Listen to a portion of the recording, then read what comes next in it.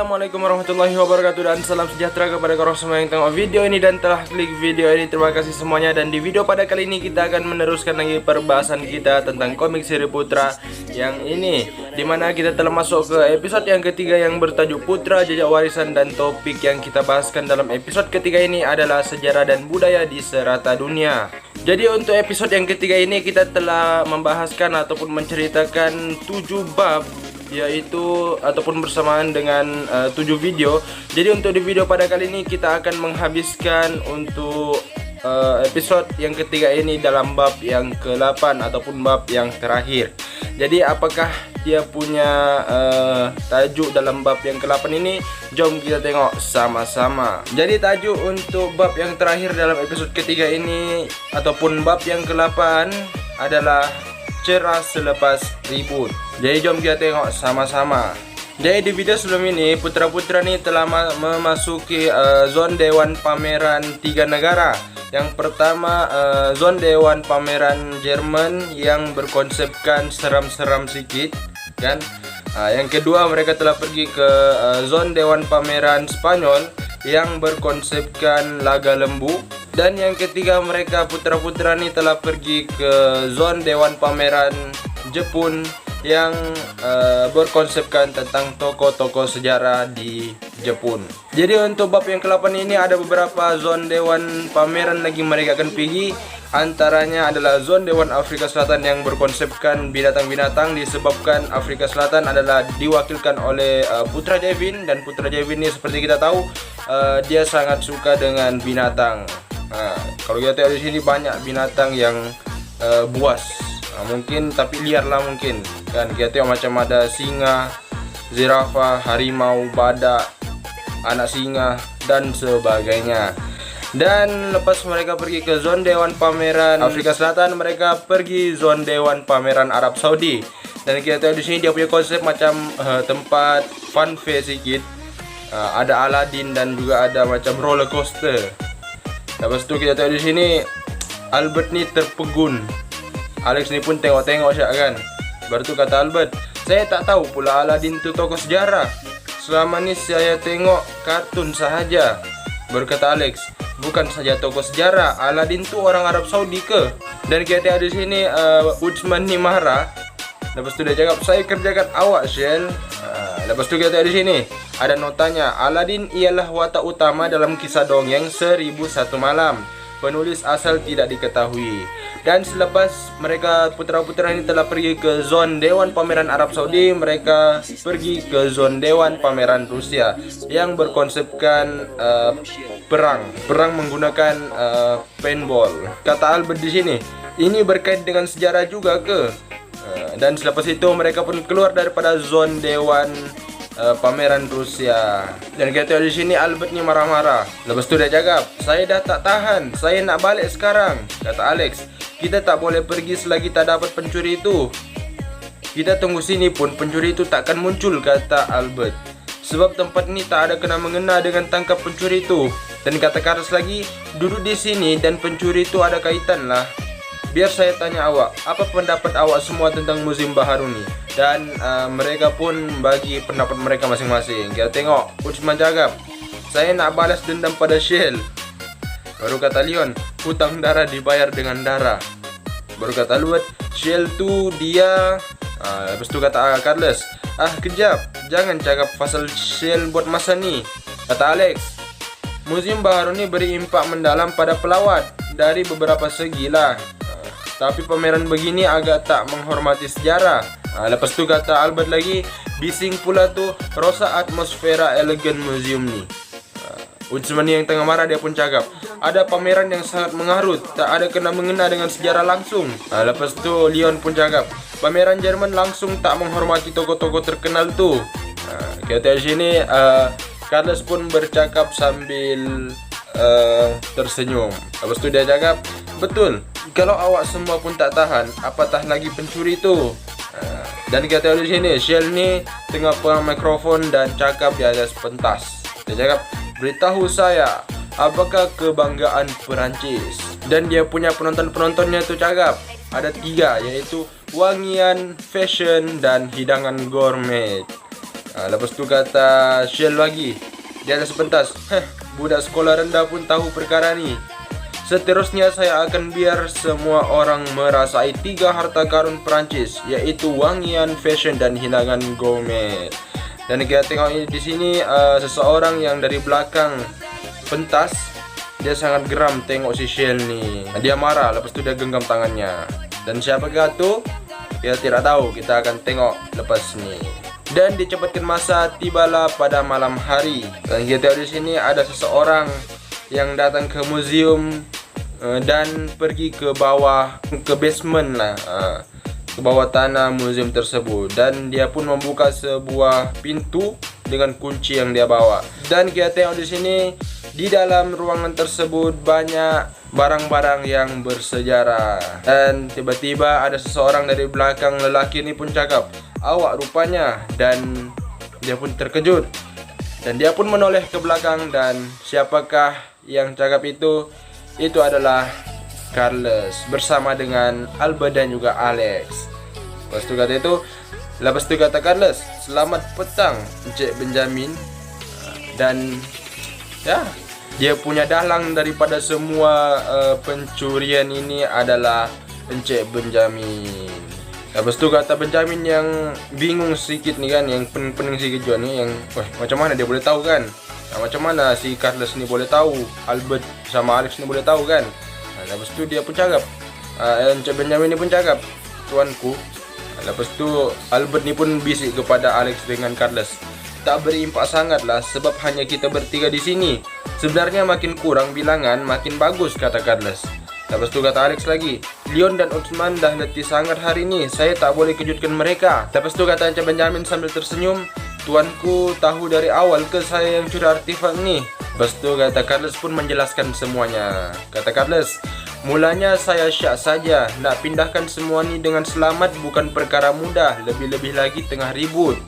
Jadi saya andaikan artifak tu masih berada di dalam museum. Lagipun tempat artifak tu elok, langsung tak rosak. Pencuri mesti alihkan dengan berhati-hati supaya tak rosak. Ini bukti pencuri tersebut sayangkan sejarah dan faham nilai sebenar artifak ni." Baru tu kata Alex lagi, "Walaupun kami agak keliru pada mulanya sebab nota Colin tu, tetapi selepas siasatan lanjut, kami lebih pasti Encik Benjamin pencurinya." Lepas tu kata Albert lagi, "Kenapa awak buat semua ni Encik Benjamin?" "Sebab duit." Dan Encik Benjamin ni pun terduduk, dia macam lemah betul saja. Lepas tu Encik Benjamin pun jelaskan, "Saya dah beritahu sebelum ni yang museum ni mungkin ditutup. Mungkin benar, tapi saya tak lakukannya untuk uang. Saya suka sejarah sejak kecil. Walaupun saya tak ada duit, saya tak akan jual artifak bernilai ni." Lepas tu Carlos ni pun menolong untuk membangunkan Encik Benjamin ni. Lepas tu kata Carlos, "Kalau awak ada masalah, beritahulah kami Encik Benjamin. Kami akan berusaha bantu awak." Lepas tu kata Encik Benjamin lagi, "Sebenarnya ada artifak yang kena vandalisme sebelum ni." Carlos, Alex dan juga Albert terkejut dan berkata, "Apa?" Kata Encik Benjamin, "Semuanya salah saya sebab tak jaga dengan baik. Lukisan Picasso diconteng oleh budak sekolah nakal. Saya sangat tertekan dan kecewa dengan anak-anak muda sekarang. Mereka tak hargai nilai sebenar artifak ini. Jauh sekali nak hormatinya. Jadi saya gagahkan diri dan rancang kecurian ni. Saya sorokkan semua artifak ni. Saya bukan sahaja dapat tipu syarikat insurans untuk bayar kerugian dan terus kendalikan museum, malah saya dapat elakkan artifak ini dirosakkan. Tapi tuanku semuanya dapat bongkar." Lepas tu kata Carlos, "Awak lakukan semua ni sebab awak tak sanggup tengok artifak ini rosak kan? Disebabkan awak tak mahu penerimaan orang ramai terhadap sejarah dan budaya dirosakkan selepas pembaharuan museum ini, awak muncul di sini malam ni, betul tak?" Lepas tu kata Albert, "Saya rasa awak dah bersedia untuk kembalikan artifak ini ke tempat asal." Kata Alex, "Jangan risau, kami akan kembalikan museum ni pada keadaan asal." Lepas tu kata Alex di sini dia teringat sesuatu. Lepas tu dia cakap, "Tentang lukisan Picasso yang kena conteng tu, saya ada cadangan, tapi saya tak pasti Encik Benjamin setuju atau tak." Lepas tu Alex ni pun membisikkan sesuatu kepada Encik Benjamin, lukisan tu, dan dia pun bisiklah. Lepas itu selepas beberapa ketika, selepas Alex ini pun telah membisik kepada Encik Benyamin, kata Encik Benyamin, saya serahkan pada tuanku semua. Dan akhirnya kita di sini Shield ni menangis. Baru dia cakap, kenapa nak tukar balik? Dan kita tengok di sini museum tu telah ditukar kembali kepada yang asal berwarna putih. Daripada warna putih pergi ke pink, pergi ditukar jadi warna pink, merah jambu, ditukar kembali jadi putih. Lepas tu kata Utsman, Alex dengan Albert secara serentak, untuk museum awak yang tak ada nilai tu, buka sehari pun dah cukup bagus. Lepas tu kata Shell, apa awak cakap? Ini semua bukan salah saya seorang, jangan buat macam tak ada kaitan. Shell ni pun memandang Felix, Vladimir, Junta dan juga Jaivin. Tapi Felix, Vladimir, Junta dengan Jaivin ni macam ndak buat apa, macam ndak kisah apa yang dicakap oleh Shell ni. Lepas tu kata Carlos, sudahlah tu, kita dapat kembalikan artefak tu pun disebabkan jasa Shell. Lepas tu kata Shell lagi, pencuri tu mesti iri hati dengan idea saya. Sebab itulah dia cuba nak musnahkan museum ni. Tapi disebabkan dia dah pulangkan, saya tak kecil hati. Lepas tu kata Carlos dalam hatinya, bukanlah kami yang cuba musnahkan museum ni tempoh hari. Maaflah Encik Benjamin. Dan selepas itu putera-putera tu pun bergaduh antara satu sama lain. Dan kata Albert di sini, tak payahlah nak berlagak, biar saya ajar awak. Kata Carlos, jangan, kita sekeluarga, kita bincanglah baik-baik. Siapa keluarga dengan dia? Kata Shell. Lepas tu Alex ni pun memandang museum tu. Dan dia tengok di dalam museum tu ada Colin yang tengah melihat ataupun menengok lukisan Picasso. Dan kita tengok Colin di sini macam gembira sudah, dia tersenyum sudah. Dan tiba-tiba Alex ni dari belakangnya ada seseorang yang tepuk bahunya. Dan siapakah yang tepuk bahu si Alex tu? Dia adalah Tuan Goodfriend ataupun naib pengetua Akademi Lelaki Momos. Lepas tu kata Alex terkejut, timbalan pengetua? Hai, kata Tuan Goodfriend sambil tersenyum. Encik Benjamin dah beritahu saya segalanya. Terima kasih kerana sudi menolong. Lepas tu kata Alex, Tuan, pasal lukisan Picasso tu, saya akan beri cadangan untuk guna lukisan palsu sebagai pameran tanpa izin pula tu. Tapi sementara sahaja, sehingga lukisan asal boleh diletakkan semula. Saya harap Tuan tak kisah. Kata Encik Goodfriend, kata Tuan Goodfriend. Encik Benjamin sangat gembira dengan cadangan ni, sambil mengusap-ngusap kepala si Alex. Lepas tu kata Tuan Goodfriend lagi, walaupun imej baharu museum hanya untuk sehari saja, kita berjaya dapatkan respons positif daripada orang ramai. Saya percaya mulai sekarang, minat orang ramai terhadap sejarah dan budaya akan berkembang. Dengan bangganya, si Alex ni pun kata, ya. Lepas tu, Tuan Goodfriend ni pun mengusapkan kepalanya sambil berkata, kamu memang seperti yang diperkatakan, seorang ketua yang boleh memimpin dunia ke arah keamanan. Lepas tu, Alex ni pun tertanya-tanya dalam hatinya, apa maksud dia? Seperti diperkatakan, di sini ada macam misteri sedikit. Dan putra-putra tu memanggil si Alex ni. Itu pun awak Alex, kita nak pergi celebrate ni. Dia jawab kita mau pergi raikan lah, kita buat pesta. Lepas tu kata Carlos, kita makan besar. Lepas tu kata Alex dengan teruja, wah betul ke? Bestnya, nak. Lepas tu kata Shell dan juga Felix, kita party. Kata di sini Tuan Goodfriend ni pun tersenyum melihat putra-putra tu bergembira. Dan kata-kata terakhir dalam episod yang ketiga ini adalah, sejarah ialah jambatan utama menghubungkan kita dengan masa depan. Betul. Walaupun putra-putra timbulkan banyak masalah, kali ini semuanya berakhir dengan baik. Semuanya orang gembira. Dan akhirnya cerita dalam ataupun episode yang ketiga ini berakhir dengan happy ending dan tamatlah.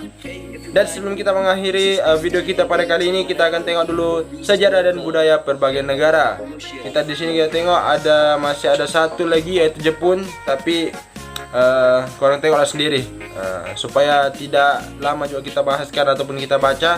Korang tengoklah sendiri. Kalau korang mau baca, korang pause lah.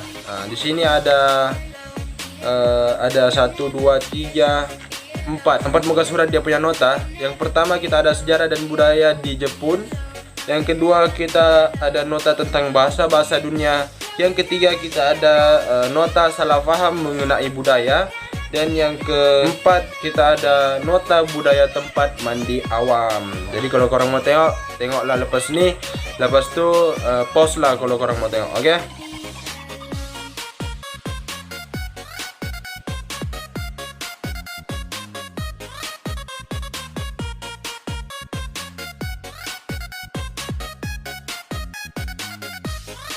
Dan sebelum juga kita mengakhiri semua ini, kita tengok dulu untuk episode yang keempat, dimana kalau kita sudah habis episode yang ketiga, kita akan masuk episode keempat.